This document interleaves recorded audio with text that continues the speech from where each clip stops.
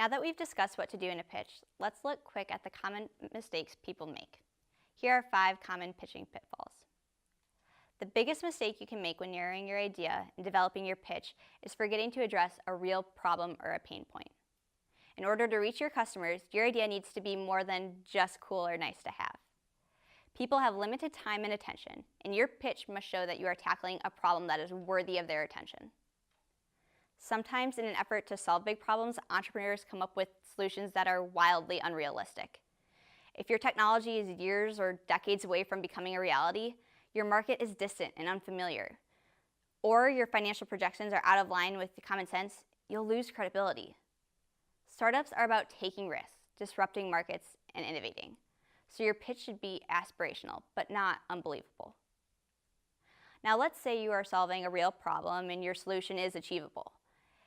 If it's a really attractive opportunity, there's a good chance someone is already working on it. An overly saturated market could be a non-starter.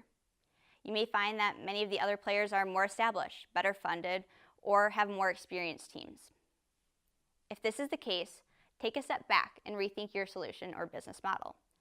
Is there a different way to approach the problem that differentiates you? Sometimes competition is a good thing. It'll force you to work harder and figure out what indeed makes you special. Even if you write a perfect pitch, you may fail if you don't have the time to deliver it. In some cases, you'll be given only 1 or 2 minutes, so front load important information. Don't get lost in the weeds.